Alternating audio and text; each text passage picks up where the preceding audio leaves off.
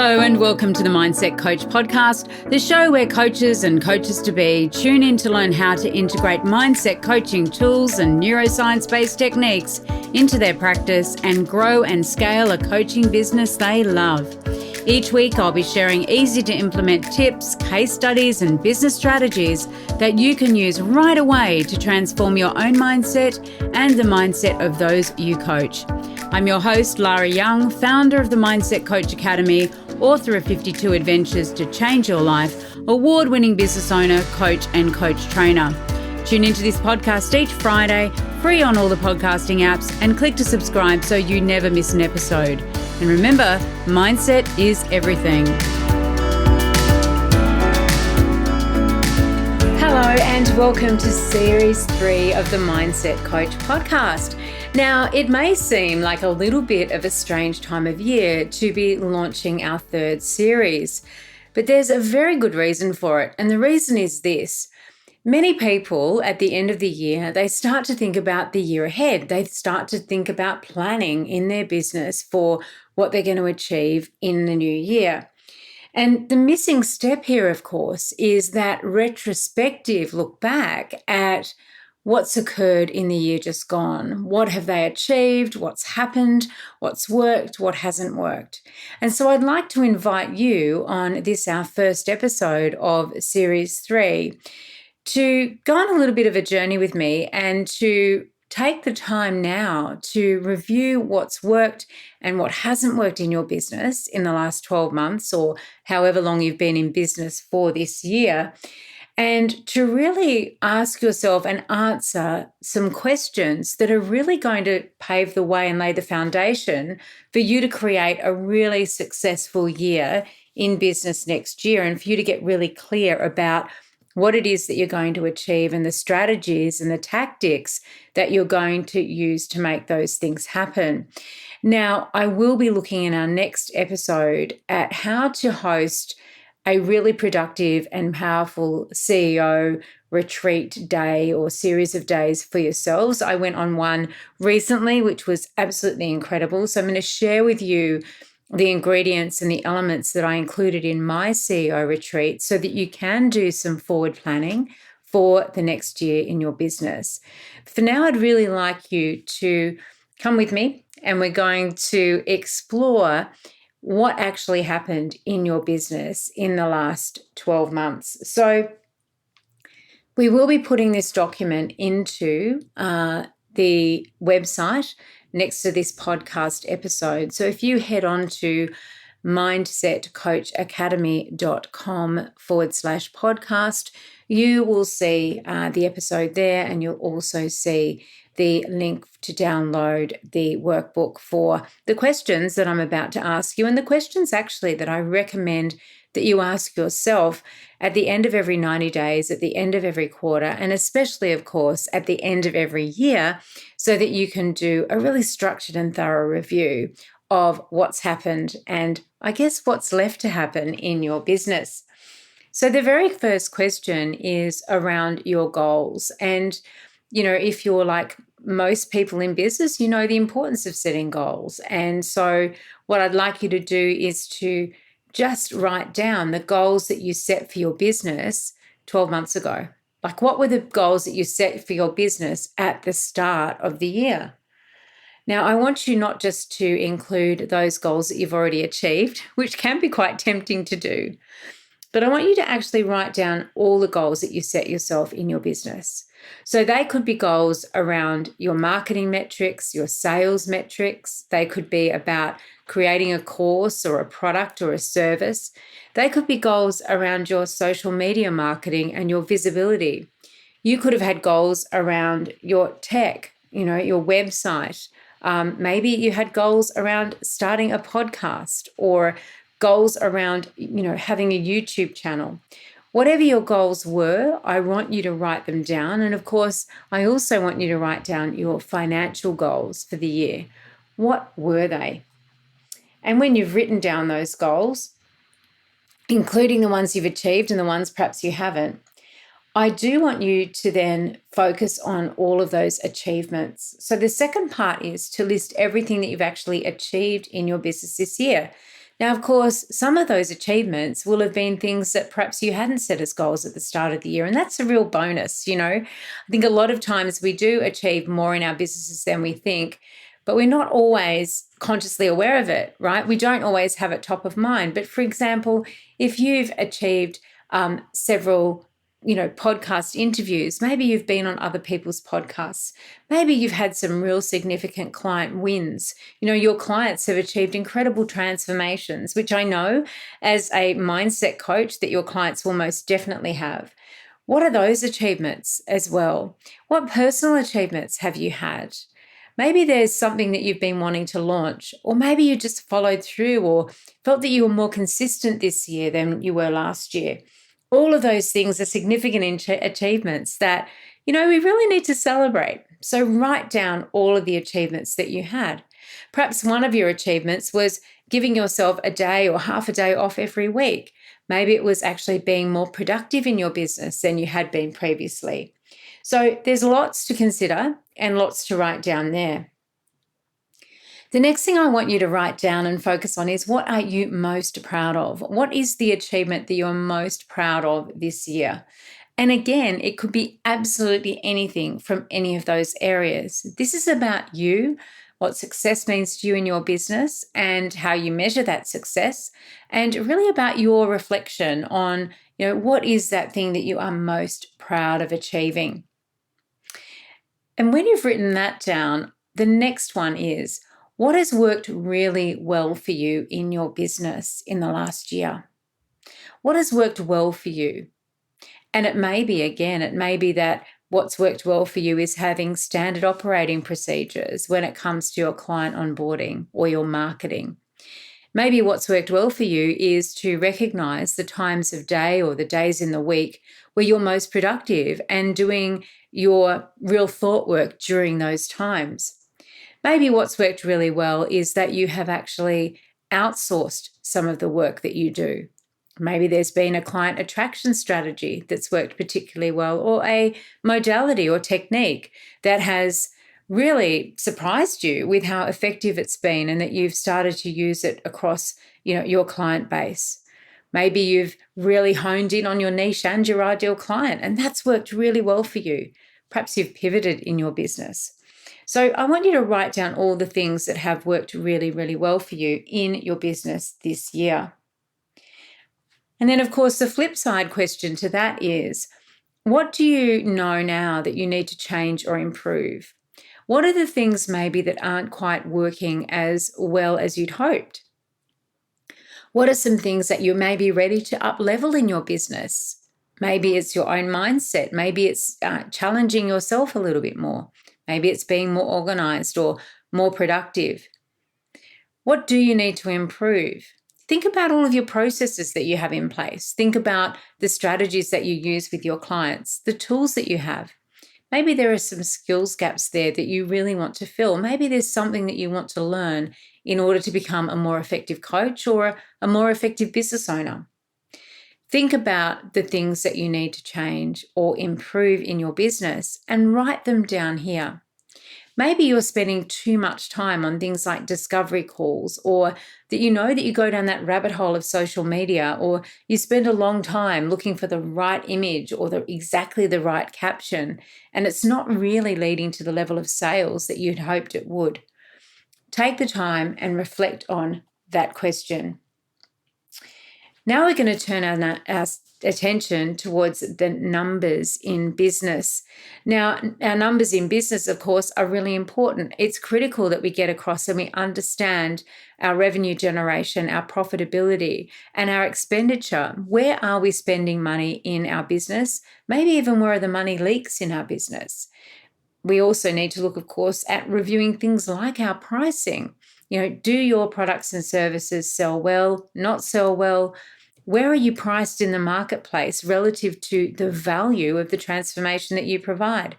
These are all great questions to be thinking and letting percolate. But really getting down to brass tacks, I guess the key things in terms of the numbers are, how much revenue have you actually generated in your business this year? How much income have you had coming in? I want you to find out that figure and I want you to write it down. I want you to write down how much profit you have made in your business this year. So, of course, that's revenue minus your expenditure. How much profit have you made? Now, you need to be keeping records of your finances. You can do it in an Excel spreadsheet. You can do it through software accounting packages like Xero or QuickBooks. You really do need to have a handle on where the money goes and how the money comes in. Want to learn more about how you can become a certified mindset coach? Head on over to our website, www.mindsetcoachacademy.com/coach certification, and you'll find all the information that you need, along with a button to book a call with me to talk about how you can become the best coach you can be.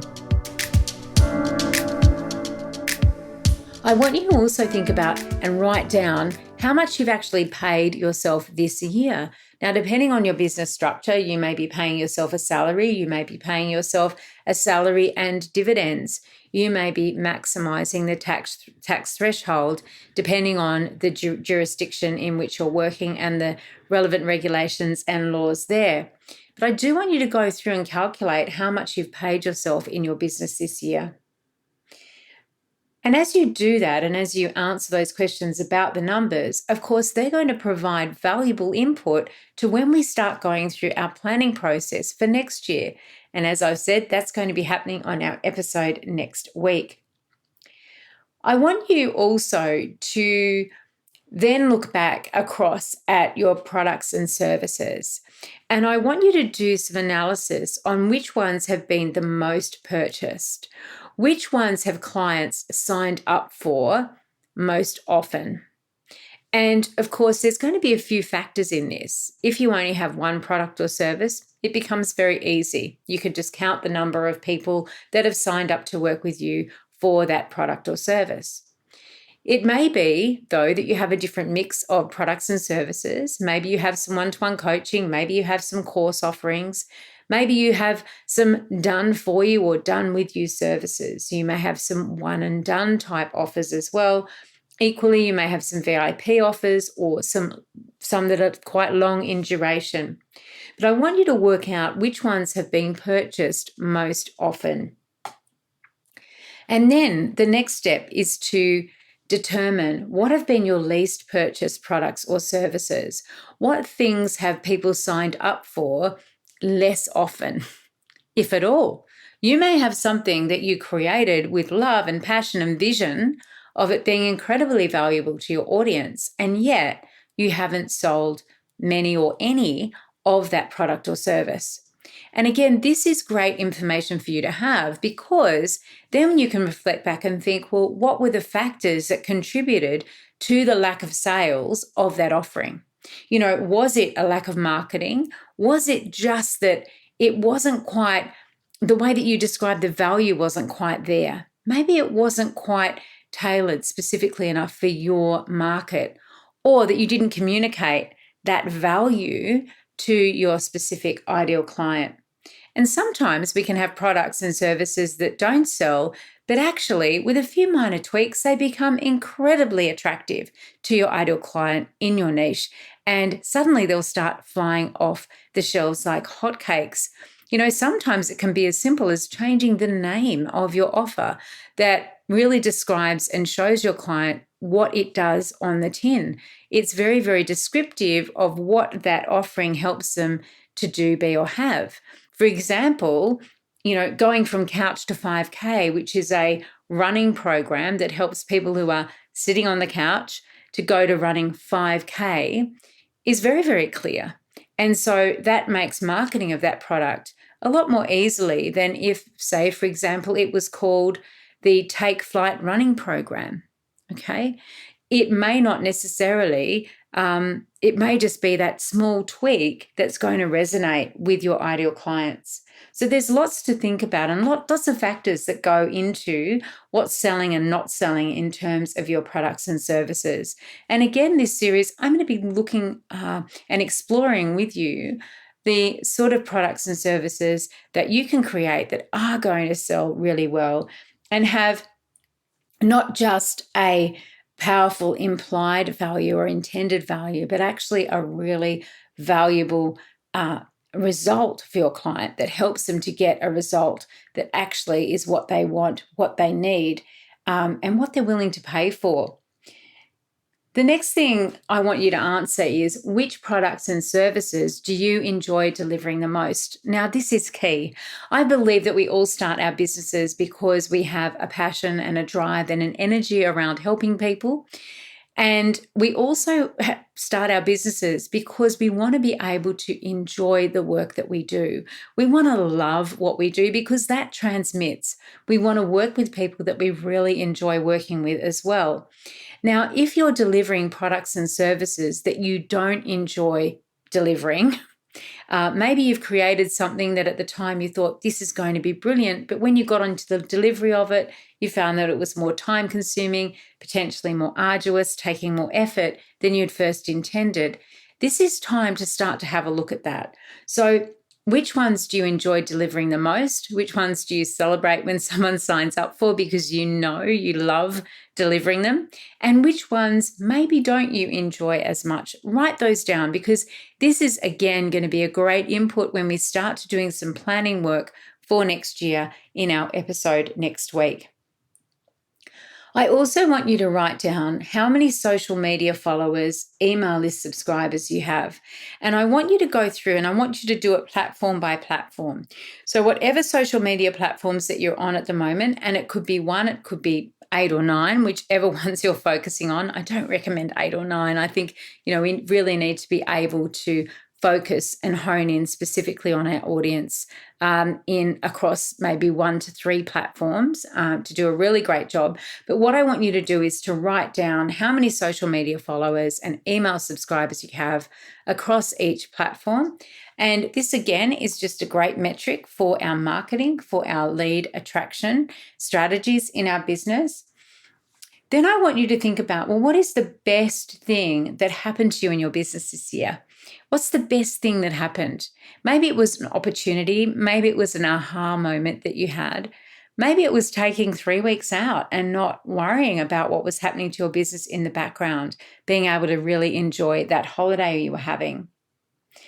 And then I also want you to think about, well, what other insights do you have about your business or about yourself? Now, this is interesting because, our business is like a living, breathing organism. And for some people, it's an extension of who we are. And I really want you to start to think about, well, what were those insights that you have? Is your business working for you? Are you enjoying doing it? What did you learn about yourself? And again, that could be that you learned that you really love delivering with one-to-one clients, but you don't really enjoy group work as much, or vice versa. Maybe you learned about yourself that you tend to get really excited about something when it's first launching, and then maybe that enthusiasm wanes or tapers off. There's so many things that we learn about ourselves as business owners, as CEOs of our own business, and there's a lot we learn about our own mindset as we are building and growing these coaching practices that are, on the one hand, highly valuable and transforming the lives of our clients, and on the other hand, giving us that personal and professional development experience, as well as that income that we want from, of course, our business entity. So write down those things. Write down, where your energy is at this time of year in relation to your business. Has it exhausted you, or are you absolutely fired up and ignited, full of inspiration for the year to come? These things are so powerful for us to tune into and be aware of as we start to go into the whole strategic piece in our business for next year. And, it's not just about strategy, of course. It's also about, what are the tactical things that we're going to be putting in place in our business in the next 12 months that will really help us to, go to the next level, to up level in terms of our income and profitability, in terms of the value that we're providing our clients with. And also having that alignment between, who we are, what we're doing, and what we want for our business and our families and our flexibility and our freedom and whatever our values are in relation to our businesses. Now, these are all powerful things that we want to be thinking about and we want to be talking about. And in fact, they're things that we talk about across a range of the different programs and memberships that we run at the Mindset Coach Academy. So, of course, the Mindset Coach Academy is where you come to get that really in-depth, comprehensive Mindset Coach certification training that equips you with all those modalities and tools and skills that you need to really affect permanent, lasting change with your clients at the conscious and unconscious level. We also, of course, have the Coaches Success Accelerator, which is our membership for coaches. It is where you come to continue your professional growth and development. It is where you come to get your coaching supervision, to participate in coaching masterclasses, to be able to be part of a community where we are masterminding in terms of our business, and that you're actually growing and developing and evolving your business as well as your skills at the same time in a very highly supportive community.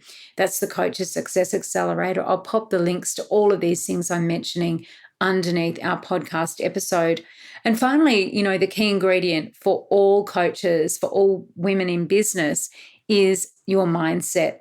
And the Mindset Success School is the place where we work with you over a 12-month period to really develop and grow your own mindset as a CEO of your business, as someone who really wants to step into your CEO mindset, to step into your money mindset, to really own what it is to be profitable, to attract clients, to be energetically aligned with the work that you're doing.